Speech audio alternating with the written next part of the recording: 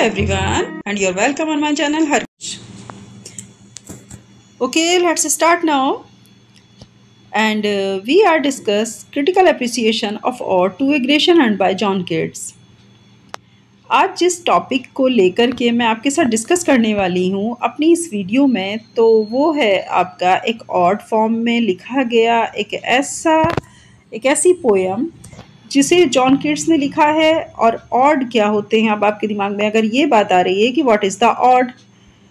Odd एक ऐसी poem होती है जो किसी स्पेसिफिक थिंग्स को लेकर के मतलब एड्रेस करती है, उसको संबोधित करती है। ठीक है, जब हम किसी स्पेसिफिक या किसी यूनिक थिंग को लेकर, किसी यूनिक अगर देखें एक ऐसी चीज़ को लेकर के उसे एड्रेस करते हुए बात करते हैं, तो वो हमारी ऑड फॉर्म में हो जाती है वो पोयम। जॉन कीट्स ने ऑड बहुत अच्छे लिखे हैं, उन्हीं में से इनका एक बहुत ही फेमस पोयम है ode to a Grecian urn. अब यहाँ पर जो स्टूडेंट्स मेरे साथ इस चैनल के थ्रू अपलोड की गई वीडियोस को लगातार देख रहे हैं, तो वो ये भी देख रहे होंगे कि वो बिना स्किप किए जब पूरी वीडियो देखते होंगे तो उनको पूरा कॉन्सेप्ट क्लियर हो जाता होगा, हिंदी में भी और इंग्लिश में भी।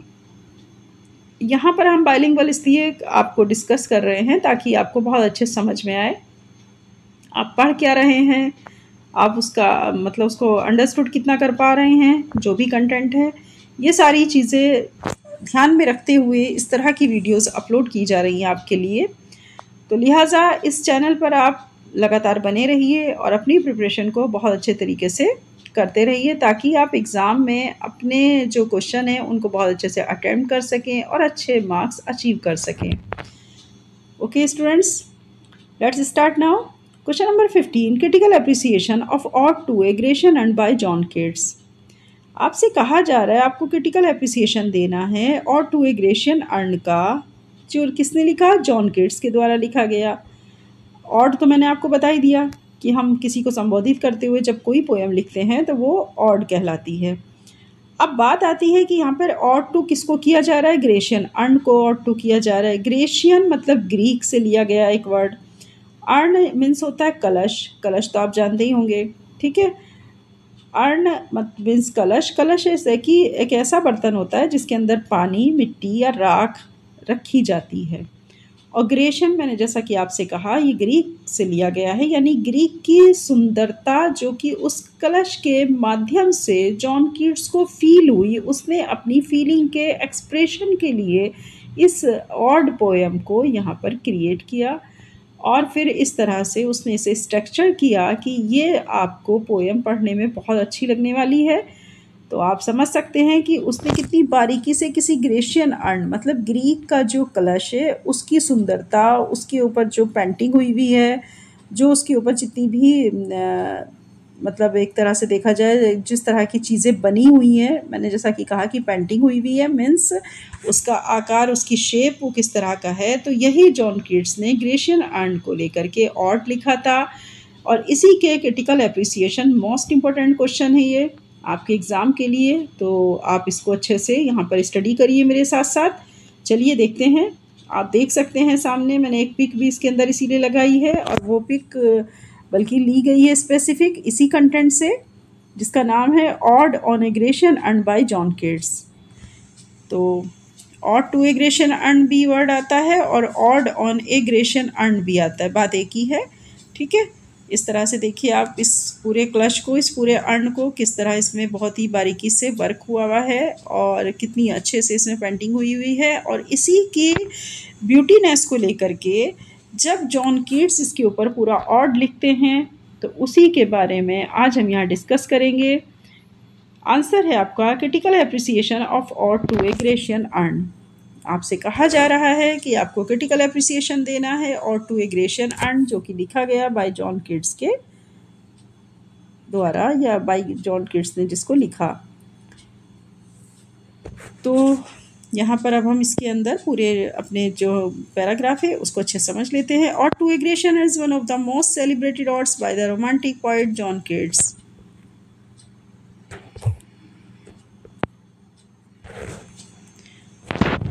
Answer, critical appreciation of Ode to a Grecian by John Keats.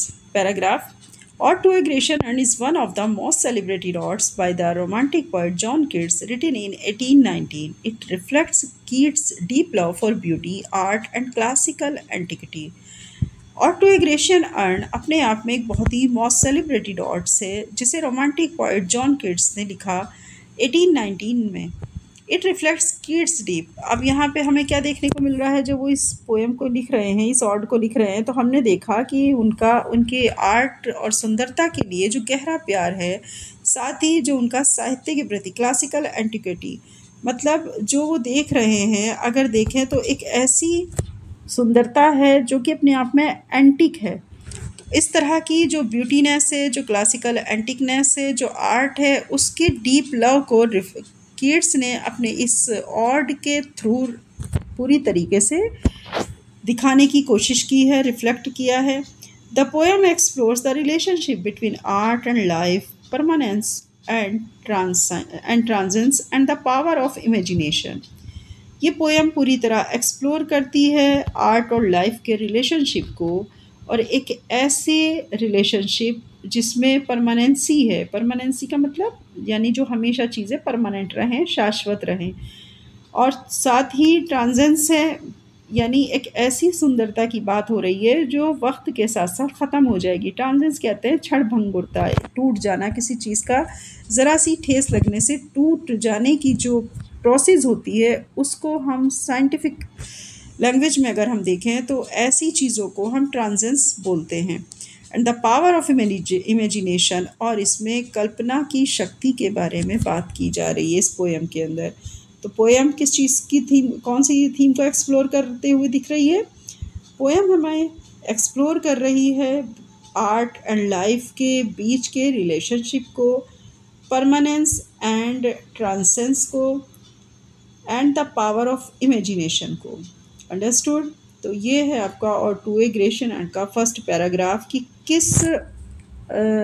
किसको एड्रेस करते हुए जॉन किट्स ने इस पोएम को लिखा और क्यों लिखा, किस तरह की फीलिंग्स थी उनके अंदर जब उन्होंने इस ऑड को लिखा। तो यही चीज़ें हमने इस पैराग्राफ के अंदर स्टडी की है। नेक्स्ट आपकी हेडिंग है theme and meaning. Next heading में हम देखेंगे कि इसकी थीम और मीनिंग क्या रहा और हमें क्या इसका समझ में आता है। The central theme of the poem is the contrast between the eternal beauty captured in art and the fleeting nature of human life. अगर हम अपने जॉन किट्स की बात करें तो उन्होंने जो ग्रेशियन अर्न की जो ब्यूटी है उसकी बहुत ज़्यादा उन्होंने एडमायर किया, उसको बहुत प्रशंसा की, और साथ ही उन्होंने ये भी दिखाने की कोशिश की कि जो ह्यूमन लाइफ है उसकी जो नेचर है वो आर्ट के लिए कितना आंतरिक रूप से उससे जुड़ा हुआ रहता है। तो यही कंट्रास्ट दिखाने की कोशिश की है किट्स ने। The Grecian urn as a work of art preserves a moment in time forever एवर। ग्रेशियन अर्न को लेकर उन्होंने ये भी कहा कि एक ऐसा आर्ट है कि एक ऐसी कला है जो कि हमेशा के लिए, या ये क्षण हमेशा के लिए इसी तरह प्रिजर्व रहेंगे, यानी ये पल हमेशा के लिए सदा कैद हो गए हैं। जो जो पेंटिंग इस अर्न के ऊपर की है किसी भी पेंटर ने, तो उसने क्या किया, वो हमेशा के लिए उन मोमेंट्स को उसने बरकरार रखा। The figures on the urn, lovers, musician and religious processions are frozen in a state of perfection. आगे उनका कहना है कि अर्न के ऊपर बनाई गई जितनी भी फिगर्स हैं वो हमें ऐसा शो ऑफ करती हैं कि उसे कितना प्यार रहा होगा वो लवर से, वो म्यूज़िशियन से जिसने इसको बनाया, वो कहीं ना कहीं संगीतकार भी रहा होगा, वो बहुत सच्चा प्रेमी भी रहा होगा, एंड रिलीजियस प्रोसेशंस, और कहीं ना कहीं वो कैसा रहा होगा, धार्मिक भी रहा होगा, तभी तो उसने इतना अच्छा अर्न बनाया है। तो ये बात आपकी कौन बोल रहा है? ये जॉन किट्स ने कहा है कि अगर हम देखें तो इस अर्न के ऊपर जिसने भी फिगर्स बनाई हैं वो सच्चे प्रेमी की हैं, वो सच्चे म्यूजिशियन की हैं, और एक रिलीजियस प्रोसेशंस की हैं, are frozen in a state of perfection. कहीं ना कहीं उसने अपनी कला की संपूर्णता को की स्थिति को यहाँ पर दिखाया है और उसे हमेशा के लिए फ्रोजन कर लिया है। While human happiness fades with time, जबकि इंसान की खुशी, जो ह्यूमन की जो सुख होता है या जो खुशी होती है, वो तो समय के साथ फैड हो जाती है, लेकिन the beauty on the earn remain unchanged. उनका कहना यह है कि इस अर्ण की ब्यूटी कभी भी ख़त्म नहीं होगी, ये ब्यूटी हमेशा के लिए अपरिवर्तित अनचेंज्ड रहेगी, इसके ऊपर कोई भी फ़र्क नहीं पड़ेगा। Understood? This is the theme of your poem. Next, kids celebrate this timelessness in lines like. आगे अगर हम किड्स की बात करें तो यहाँ पर जो किड्स ने कुछ ऐसी ही बहुत अच्छी जो है लाइंस लिखी हैं। Beauty is truth, truth beauty, that is all ye know on earth and all ye need to know. Means वो कह रहे हैं कि जो ब्यूटी है, सौंदर्य ही सत्य है, सत्य ही सौंदर्य है, यही सब कुछ है और जिसे जान लेना बहुत आवश्यक है। मतलब हमें जान लेना इसकी बहुत ज़रूरत है और हमें इसको जान लेना चाहिए। क्या कि सत्यता क्या है, सुंदरता है, और सुंदरता ही क्या है, सत्यता है। This famous conclusion suggests that beauty and truth are one and the same, and that art provides a kind of eternal truth that reality cannot offer. क्या बोला जा रहा है आपसे? आगे उन्होंने कहा कि इस तरह की जो अगर हम सुंदरता की बात, ये जो मतलब फेमस कॉन्क्लूज़न अगर हम देखें इसका, तो सजेस्ट कर रहा है कि ब्यूटी अपने आप में ट्रूथ का ही एक पार्ट है, बल्कि दोनों एक ही हैं, बल्कि दोनों एक जैसे ही हैं। And the art provides a kind of eternal truth that reality can not offer. आगे उनका कहना यह है कि जिस तरह सच जो आंतरिक सच्चाई होती है वो कभी इंसान के अंदर की कला को नहीं मरने देती, वो हमेशा कला उसका साथ देती है आंतरिक सच्चाई का। इसी तरह वास्तविकता में भी अगर हम देखें तो हमारी जो एटर्नल ट्रूथ है वो कभी ख़त्म नहीं होगा, वो हमेशा हमारे आर्ट के साथ ज़िंदा रहेगा। और अगर हम रियलिटी को देखते हैं, रियलिटी कैन नॉट ऑफर, जबकि रियलिटी इस तरह के प्रस्ताव को नहीं मानती। और इंटरनल ट्रूथ क्या है, वो हमेशा आर्ट हमेशा इंटरनल ट्रूथ को प्रोवाइड करता है, उसको सपोर्ट करता है। और जो एटर्नल ट्रूथ है वो हमेशा आर्ट के साथ रहता है। तो यही बात इस कविता की जो ये पोएम है और इसकी जो पंक्तियां हैं उसमें हमें देखने को मिल रही हैं इन लाइंस के अंदर। Beauty is truth, truth beauty. Imagery and language. Imagery और लैंग्वेज वहाँ पे यूज़ किया जाता है कि मतलब इसमें अगर हम बात करें कि हमारी जो इमेजिनेशन है और जो हमारी भाषा है वो किस हद तक किड्स ने यहाँ पर यूज़ की है, उनकी क्या मतलब इमेजरी का मतलब होता है एक पॉइंट के इमेजिनेशन करने की कैपेसिटी। अंडरस्टूड? और उसने उस इमेजिनेशन में जो चीज़ें भी उसने गेन की, जिन चीज़ों को उसने अचीव किया, फिर उनको लैंग्वेज देना। लैंग्वेज का भी तो एक स्ट्रक्चर होता है ना, ऐसे तो कुछ नहीं लिख सकते। तो उसके वर्ड्स को स्ट्रक्चर करते हुए लैंग्वेज को पूरी तरीके से फॉर्मेट करना, ये इसके अंदर आ जाता है। Imagery and language. Keats uses rich and sensuous imagery to bring the urn to life. Keats ने यहाँ बहुत ही गंभीर रूप से अपनी कल्पनाओं को उस जीवन के क्लश के माध्यम से वो सामने लेकर के आए हैं। He invites readers to imagine the silent melodies. उन्होंने पूरी तरह अपने रीडर को इनवाइट किया है उन खामोश मेलोडीज़ के अंदर। अब मेलोडीज़ का मतलब क्या होता है? मेलोडीज़ का मतलब होता है कि एक ऐसा मतलब जिससे हमें अंदरूनी खुशी महसूस हो, एक ऐसा संगीत। तो उन्होंने खामोश संगीत की कल्पनाओं के द्वारा अपने रीडर को इनवाइट किया खुद से जोड़ने के लिए। द अनचेंजिंग लव, और उन्होंने कहा कि प्यार में परिवर्तन नहीं होता। And the untouched natural scenes on the earn. साथ ही उन्होंने जो प्राकृतिक रूप से सीन अर्न के ऊपर बनाए गए थे, उसे उनका कहना था कि ये बिल्कुल अनटच्ड है, जिसे आज तक कभी किसी ने नहीं छुआ। मतलब वो नेचुरल सीन है जो हम इस अर्न के ऊपर बने हुए देखते हैं। His language is really lyrical and evocative, full of rhetorical question and apostrophes that express wonder and admiration. उनकी जो भाषा है, अगर हम बात करें उनकी लैंग्वेज की, तो उनकी जो भाषा है वो लिरिकल है। किड्स ने बहुत ही सुंदर और संवेदनशील भाषा का प्रयोग किया है, और उनकी जो इमेजेस, जो भी उन्होंने कल्पना शक्ति अपनी यूज़ की है, देखा जाए तो पूरी तरीके से एक ऐसे सवालों को उठाती है। साथ ही apostrophe that express wonder and admiration. साथ ही वो अपनी कल्पनाओं की उड़ान को बहुत ऊंचाई तक ले जा कर के अपनी फीलिंग को ही एडमायर के तौर पे प्रशंसा करते हुए दिखाई देते हैं। और जैसा कि आप जानते हैं फिगर ऑफ स्पीच, और फिगर ऑफ स्पीच का एक टाइप है एपोस्ट्रोफ्स। तो एपोस्ट्रोफ का मतलब है कि निर्जीव चीज़ों की तुलना सजीव चीज़ों से कर देना। ठीक है, तो यही चीज़ है full of rhetorical question and apostrophes that express wonder and admiration. उन्होंने इस अर्ण को लेकर के पूरी तरीके से अपनी लैंग्वेज को लिरिकल एक रूप दिया, इवोकेटिव रूप दिया।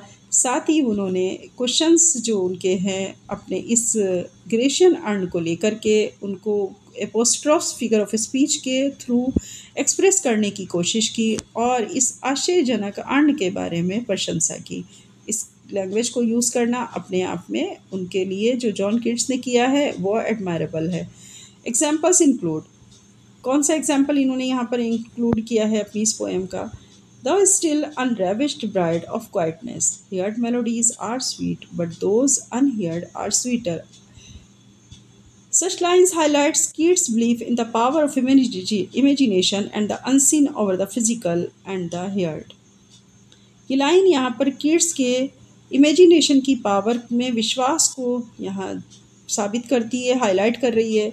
और साथ ही वो एक ऐसे फिज़िकल चीज़ जो कि सुनने में आती है और जिसमें वो बार बार कह रहे हैं and the unseen over the physical and the heard, मतलब एक ऐसी बात को उन्होंने कहा कि जो सुंदरता अदृश्य है वो ज़्यादा श्रेष्ठ है बनिस्बत दृश्य होने के, जो हमने सुना ही नहीं वो ज़्यादा खूबसूरत है बनिस्बत सुनने के। इस तरीके से इन्होंने यहाँ पर इन लाइंस के थ्रू ये हाईलाइट भी किया है कि जो आवाज़ें हम सुनते हैं वो बहुत सुंदर होती हैं, बहुत मेलोडियस होती हैं, लेकिन जो आवाज़ें हम नहीं सुनते वो और भी ज़्यादा मेलोडियस होती है, वो और भी ज़्यादा स्वीटर होती हैं।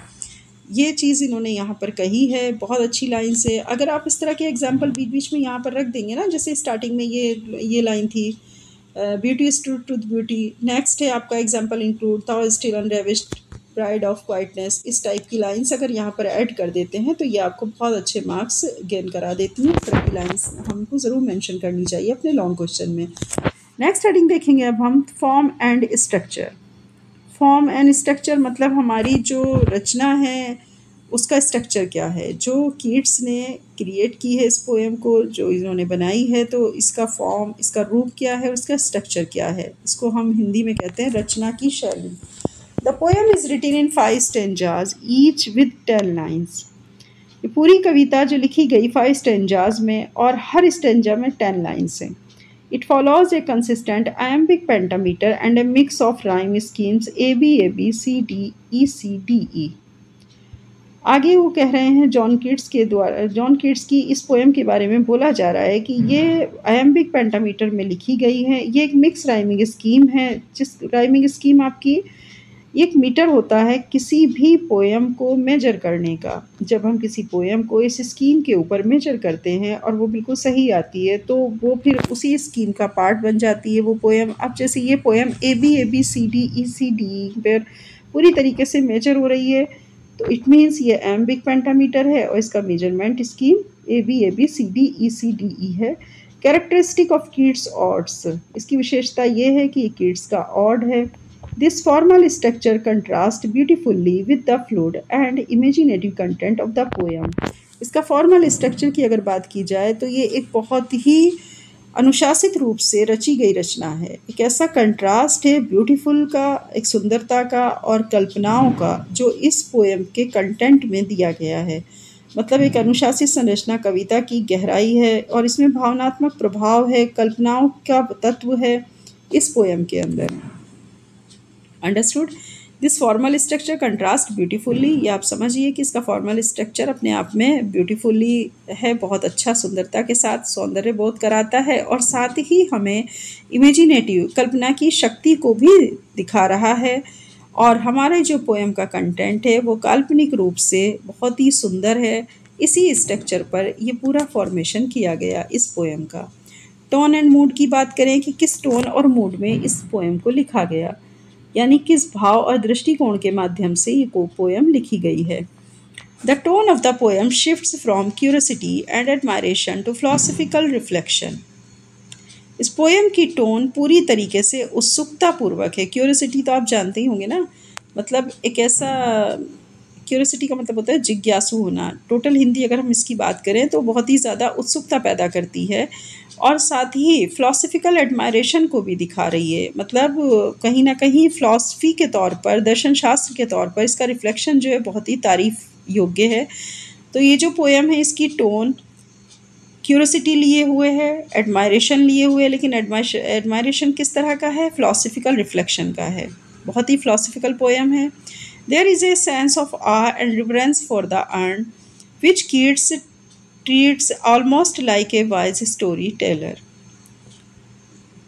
आपसे यहाँ आगे बोला जा रहा है कि ये जो पोएम है इसके अंदर कीट्स ने सौंदर्य की एक तरह से वो जो अर्न के ऊपर बनी हुई पूरी पिक है उस सेंस को उसने बहुत ही अजीब बताया, भय रूप में बताया, जिसमें कि किड्स ट्रीट्स करते हैं ऑलमोस्ट कि वो इस तरह के एक कहानी के लेखक हैं और कहानी के रूप में उन्होंने इस अर्न की सुंदरता को एक एक सेंस को दिखाने की कोशिश की है।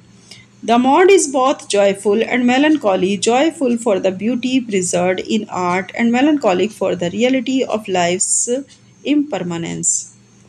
आगे अगर हम मूड की बात करें तो मूड उनका दोनों ही तरह का देखने को मिल रहा है। एक तरफ बहुत ज़्यादा जॉयफुल है, दूसरी तरफ बहुत ज़्यादा उदास, मेलनकॉलिक कहते हैं उदासी होने को।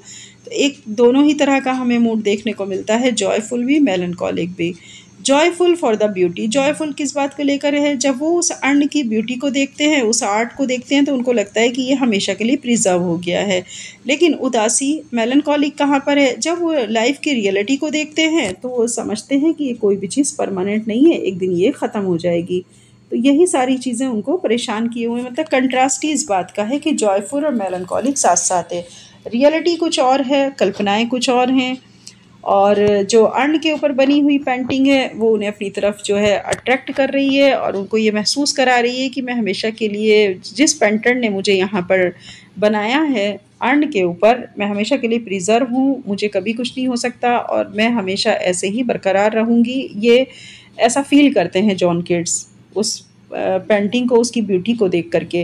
लेकिन जैसे ही वो अपनी रियलिटी की लाइफ में आते हैं या रियल लाइफ में आते हैं तो वहाँ पे वो उदास हो जाते हैं कि परमानेंट तो कुछ भी नहीं है, क्योंकि लाइफ ही परमानेंट नहीं है। अंडरस्टूड? तो इस चीज़ को लेकर के वो मेलनकॉली में मूड पे चले जाते हैं। कंक्लूजन की बात करेंगे तो ode to a Grecian is a masterpiece of romantic poetry that explores timeless themes with profound depth and beauty. और टू एग्रेशन कला और जीवन पर एक बहुत ही अद्भुत पोयम है, एक बहुत ही रोमांटिक पोइट्री के द्वारा उसकी एक्सप्लोर जो हम थीम को देख रहे हैं अपने आप में बहुत गहराई और बहुत सुंदरता लिए हुए है। एक मास्टरपीस है ये poem. Through it's rich imagery, philosophical insights and emotional resonance, the poem invites reader to reflect on the nature of art, life and beauty। आगे बोला जा रहा है कि बहुत ही अच्छी कल्पनाओं के माध्यम से फ़िलॉसफिकल इंसाइट, फ़िलॉसफिकल समझ के साथ में इमोशनल रेजोनेंस के साथ इस पोएम ने इनवाइट किया अपने रीडर को और उसके रीडर के ऊपर जो कि रिफ्लेक्शन था नेचर ऑफ आर्ट का, लाइफ का और ब्यूटी का। यानी इस कविता में उन्होंने अपनी कल्पना, भावनाओं, दर्शन को इतनी खूबसूरती से पिरोया है कि कविता या ये पोएम जो है बहुत ज़्यादा रीडर्स को अपनी तरफ अट्रैक्ट करती है, उसको रिफ्लेक्ट भी करती है नेचर ऑफ आर्ट से, लाइफ से और ब्यूटी से, कि हमारी लाइफ में ब्यूटी है, आर्ट है और जीवन है। ठीक है, तो इस टाइप से अगर देखें ओके आप समझ सकते हैं कि जो ये ग्रेशन ऑफ अर्न और टू एग्रेशन अर्न या ग्रेशन टू अर्न, आप इसको इस तरह से भी पढ़ सकते हैं। तो ये जो पोएम है ये अपने आप में एक यूनिक और मास्टरपीस पोएम है रिटन बाय जॉन कीट्स की। इन्होंने किस तरह से अपने रीडर को अपनी तरफ अट्रैक्ट करने की कोशिश की, नेचर ऑफ आर्ट की तरफ लेकर गए, लाइफ की तरफ लेकर के गए और उन्होंने ब्यूटी को भी यहाँ पर दिखाने की कोशिश की है उस ग्रेशियन अर्न के through. It remains a powerful tribute to the enduring value of artistic expression. कहीं ना कहीं ये उस आर्टिस्टिक एक्सप्रेशन की वैल्यू को ज़्यादा जोर दे करके बता रही है जिसने इसे बहुत ही शक्तिशाली तरीके से ट्रिब्यूट किया है।